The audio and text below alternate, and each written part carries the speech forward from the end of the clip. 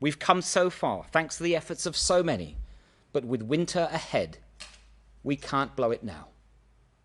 So we're going to do everything we can to maintain our lead by strengthening our vaccination program as our primary line of defense. First, we'll redouble our efforts to encourage anyone who's eligible to take up the initial offer of a jab. There's almost 5 million people over the age of 16 that remain unvaccinated in the UK. It might be someone you know, a friend, a family member, a colleague. And if you do, tell them that it's never too late to come forward. So if you yet haven't had your jab, please take this huge step to protect yourself and to protect your loved ones. Second, we've extended the offer of a vaccine to more and more people, including young people aged between 12 and 15 years.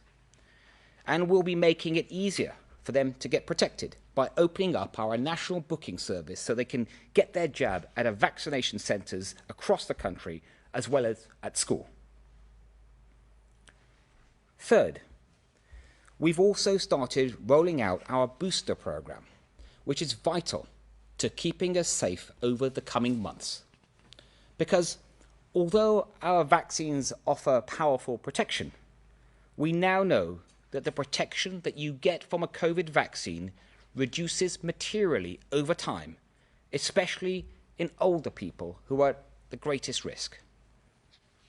And without delivering a top-up of protection through a booster dose, we will see a real-world impact. As well as this, COVID-19 mutates like any virus, and we're identifying new variants all the time. This includes a new version of the Delta variant, which is currently known as AY 4.2, and that new variant is now spreading. And while there's no reason to believe at this point that AY 4.2 poses a greater threat, the next variant, or the one after that, might do. So we need to be ready for what lies around the corner. This means our ongoing program of booster jabs is so important, and this winter we're prioritizing those most in need. Today, we've reached a milestone of 4 million top-up jabs in England, but we need to get even more people protected. We've got the jabs. We just need the arms to put them in. All right, Shalom. First and foremost, we want to give all of the praises and the glory to the Most High and His Son, Yahweh, Ba'ashem, Yahushai, Ba'ashem, Makakwadash. Now, I don't know what I'm going to entitle this video, but what we're going to do is we're going to touch on a couple of things concerning this health secretary, this new health secretary down here in the UK. His name is Sajid Javid, if I'm pronouncing his name correctly, and he went on live speaking about how it's right now you got to get the thing, which they're back on board promoting that we have to take the thing. In this case, the booster joint, and that's because eventually what's going to happen. But what we're dealing with first and foremost is this winter time which is coming up. This is it's going to be a tough winter, and we all wonder why that is. Because this is the thing which was taken, which was what they were told to take, as you all know, is an immune sedator. So being that that's the case, when the winter time comes, the real winter time comes, because it's like relatively it's not that cold really, to be honest with you. It's still relatively on the hot side, depending on what time of day you go out today, especially down here in the UK, London to be exact. But it's starting to get cold, so they're preparing for a lot of deaths. Right, this is an article from BBC News. It says thin cases could hit 100,000 a day this winter. Javid says. It says, at a Downing Street News conference, Health Secretary Sajid Javid, if I'm saying that correctly, says C19 cases could reach 100,000 a day this winter. 4 million people in the UK have now had a C19 Serpent's juice booster. Health Secretary adds, got to be very careful with my wording here. You can call it the Pfizer knockout blow. Okay, cool. Right. He also says the UK has brought up to 730 doses of the Pfizer knockout blow and 2 antiviral drugs that could help treat the C thing, but they still need regulator approval. And Mr. Javid says it's a very fair point when asked why more MPs don't wear masks and the Commons. So that's just basically that's just some folly shit, because none of these guys are wearing masks anyway, but the masks don't even work. Well, that's what they said. They even said it. They said that out of their own mouths. Yeah, the masks are not going to cover the virus from getting you. You know, but like we always talk about, the reason why many will perish during this winter, as they're expecting, because many of them have taken the Pfizer jab. You know, so that's the reason for that, pretty much. You know, and this is something that we've been talking about for ages, man. You know, and this is why you got to listen to what we're telling you, because we know exactly what the goal is, and as well as we are the potential men of the law, the prophets, which the term prophets means to say before. All right, so what we're going to start to see, brothers and a few sisters, especially down here in England, you know, that's learning this truth and that's a part of this truth down here, you're going to see a lot of people drop dead, as you will probably already know, you know, because we went over this a couple of times there and there. So anyway, you're going on. Right, so it says a further 49,139 cases have been reported in the UK, meaning that 8 consecutive days of more than 40,000 cases. Another 179 deaths within 28 days of a positive test have also been reported. Deaths remain well below last winter's peak. Health leaders say ministers' C19 Plan B, which would bring back social distancing rules, should be implemented to avoid a winter crisis. Right. Morocco has banned flights to and from the UK, Germany and Netherlands because of the C19. Yeah. So they're basically looking to bring back these lockdown measures. And that's something else that we've been speaking about previously. And a lot of people down here have actually said that they will bring back the lockdowns. But now that people have gotten comfortable with their freedoms, what they're going to do is, again, like the brother said, they're going to lock down the place. And that's going to lead people to, you know, want to take the jab, those of them that didn't take the jab, to receive their freedoms again. You know, so that's really the program. But the ultimate goal is to simply, you know, get as much people as they can, because they know they're going to get an overriding majority to take it. And once they get that absolute number, then they go on somewhere with their agenda, their goal, which is to, you know, bring down the population. Pretty much. I gotta be careful with my words. But that's the goal. You know, and the ones that remain alive, they can actually use these people to put the mark on them, the karagma. So this is the thing that Esau is doing. Esau is using key characters and no longer using themselves anymore to promote their agenda, especially down here in the UK. Where we're at, like you see Elamites that are the spokesperson for whatever goes. Like, for example, you have this woman by the name of Pretty Patel. She's talking about how to increase the security measures in that because of what happened to David and Miss Boss Fighter, yeah. Yeah, what happened to him? He got supposedly they said he got stabbed by some Somalian dude, and the supposedly said that they found him, but when you look at the image, it's an old time image of a 25-year-old Somalian. You know how that goes. Esau just makes shit up and you know, fabricates storylines and stuff like that to cast that out there to you, to have you believe that this is something that actually happened. Yeah. When it didn't happen, you know. Go on, brother. If I may, and I mentioned this on the chat as well, didn't I? That it's come to light that this David MS guy was actually opposing the draconian measures. Right. So what they basically done, I said this, I believe what they did was a blood sacrifice where they basically killed him. And the first thing they're talking about, I should do a video on this, Lord willing, I didn't do it yet, but when I was watching the news where you've got like the woman Viti Patel and the other guy, I can't remember his name, is Dosage, right? No, not him, the other one, the Deputy Prime Minister. Is it Dominic Raab? That's the guy. Yes, so social media didn't kill this David MS guy, the elites did. But they've used it to fabricate a narrative to where now, and they're saying when any of these MPs go around, do their talk to stuff, they need extra security. So why are they saying this? They're saying this because they know the backlash is coming, and in order to prepare for it and cover their asses, they want to have extra security, extra protection, so that they don't feel scared in the times to come. Because, like the elder said on Saturday, when the people really find out what's going on, the first place they're going to want to kick down is the door number 10 Downing Street, and anybody else who was on TV saying that this jab is safe and effective and that we should all take it. Yeah, and that's why he was the sacrificial lamb. Now, we don't know if the elites, set him up to pass on, but I wouldn't be surprised. I mean, I would say that I'm siding with that idea that actually happened.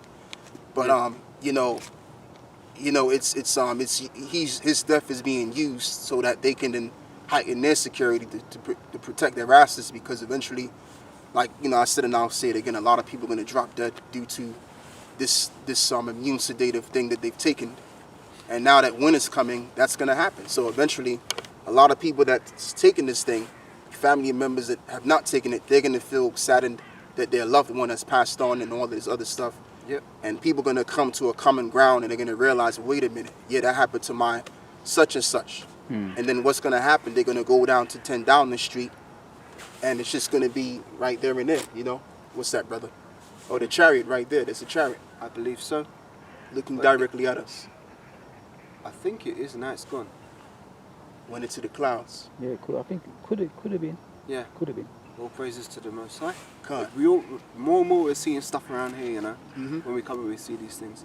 Yeah, so like I said, they've used that guy just so that they can heighten the security, so that when people, before the showdown comes down, Throwdown, showdown. right, the throwdown, exactly, showdown comes around, then they'll be able to secure themselves. But even the police are not really with the situation, because I remember when Bill Gates came over to, I think it was 2 days ago when he came down. They were charting like he's a murderer, innit? Yeah, and I saw the video. Did you see the video of the policeman laughing? He was snickling. I didn't see the policeman, no. I just saw the people shouting, murderer, murderer, get him, arrest Bill Gates. I didn't see the policeman, though. Maybe it's a different one. No, it's probably a different video. But in this video, this police guy, he was actually snickling and laughing, because even they themselves don't really agree, but they just got to do their job, of course. Yeah. But like I said, they know it's getting ready to go down. They know that there's going to be an order out of chaos situation. So they're just hoping and willing that they can prepare themselves. And he was that sacrificial lamb, so that they can use him as a way to say, look, we pretty much got to cover our asses. Yeah. So yeah. It's like like we were just talking about science, and sometimes you add a catalyst to something, right, to speed up the reaction. Yeah. So that's Esau's whole strategy: never waste a good crisis. God. So reading on, I think that was the end of that article. I'll get the other one, shall I? Yeah, you can get the other one. Come. There's one on Curry Ivan. If you heard about the Curry Ivan, the NBA yes, I have, yeah, football player, basketball player. They benched him, and Stephen A. Smith is well known for being a real sellout. Have you heard of Stephen A. Smith? He always does commentary on the NBA. But they're all laying into him, Kirby Ivan, for saying he doesn't want to take the jab, and now he's defending himself. There's another one. I used to watch tennis. Djokovic. He can't go to Australia to take part in the Australian Open unless he takes the jab. And trust me, that guy is very shrewd, and he would know, because he's into all that health food and all that. So I'll be very surprised if Djokovic, the tennis player, if you know about him, or YouTubers, I'd be very surprised if he gives in and takes the jab. You heard of Rafael Nadal? Yeah, I know. Yeah, I know Federer, all the tennis. These are high level, like elite, top seeded players. So are they not taking it? I'd be interested, because they're saying he can't go to take part in the tournament, the Australian tournament. So I'm watching. You understand what I'm saying? Yeah. I don't think he's going to take it though. But if I may say something, well, let's put it this way, right? If all of those top seeded tennis players said no to the shot, then the guys who won Wimbledon and all these other tennis opens, they'd be fucked, because they wouldn't have anybody to play. So if nobody's going to play, who's going to come and watch? What are they going to do? Just sit there and watch centre court while it's empty? That's right. So, if people were really using their minds, they'd be like, hang on a minute, we could stand together. But really, it's the spirit of the Most High that's making the people take it. Didn't Elder Apostle Tahar say LeBron James took it? and he's Yeah. like one of the top NBA players. So I don't know how much longer he's going to be at the top, because once you take that clot shot, that's your fucking arse, man. You can't run up and down the court like that like you used to. But with that jelly blood, because it makes your Yeah. blood turn jelly. So with that jelly blood, you definitely ain't going to be able to play to your optimum level. That's No right. sportsman who knows a high level sportsman ain't taking that, and Yeah. that's why I'm always doubting if when they say they take it, right? Because If they me, actually do. I'm low level, but I'm into sports, right? Yeah. So when they actually say they take it, They might not have taken it.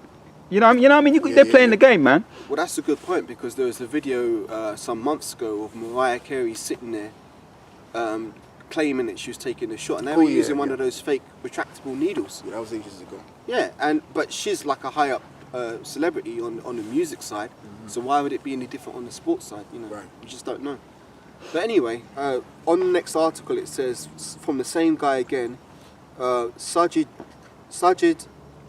Javid encourages uptake. He's got a silly name. But Yeah, Sajid Javid encourages uptake of booster jabs. God.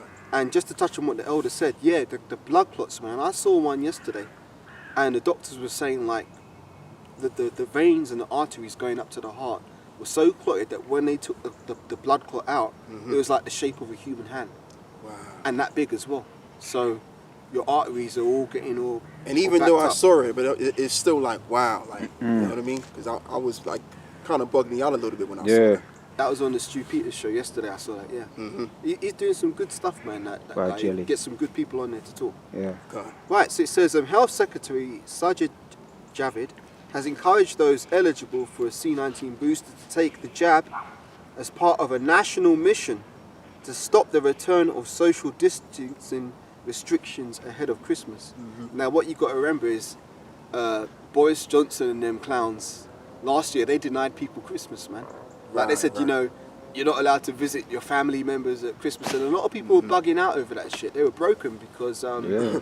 for these people who are in the world They're and they used to still it. celebrate this folly shit Christmas, that to them, they spend their whole year looking forward to that. That's So it. for it to be denied to them at the last minute, and I've got a sneaking suspicion that they might try and pull the same shit again this year by announcing a lockdown just before Christmas, and people are going to I be was pissed. thinking that. God. Yeah. And it's going to make people like, oh, unless you've got the jab, you can't visit your family. Yeah. People are going to run out there and do it.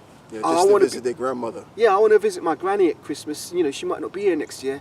I'm going to take the shot because I'm doing it for her. And you have a lot of men too that you know have child support to pay. You have certain men that have a certain amount of time to visit their children because you know they're not cool with their ex or whatever, so they got to spend time with their children. Yeah. Can't. So reading on it says, actually that's actually a very, very short article. That's just one paragraph. But that's all right. That's all we need because I want you to give me Genesis 25 verse 27, Can't. where it says Esau was a cunning hunter. Yes, I was reading that yesterday. Because when you think about it, when you look up that word cunning, which we're going to look into, which we know what the word means, but we're just going to look into it anyway to look more in depth of the word. But you know, Esau is equivalent to that of a serpent, and that's why, according to the book of Revelations, the 12th chapter, he's likened, or his empire is likened, which he's obviously in control of the empire. I'll just use the term, he is likened unto the dragon, and also known as that old serpent, because what does a serpent do? An actual serpent doesn't go right along towards its prey like a lion does. But even a lion is very clever towards its prey, you know? But let's just deal with the serpent. The serpent is very knowledgeable and subtle. So he'll come towards the prey of his, or in half cases, he'll wait until the prey comes towards him. And then once the prey comes towards his path, he'll strike and inject or insert his fangs inside of the prey, and then inject the venom inside of the prey. In just a matter of time, his prey will pass on. So this is how Esau is dealing with people. He's coercing them, using blackmail to get them in that state of mind, in a state of fear more in particular, to take the thing so that their agenda can be. Yes.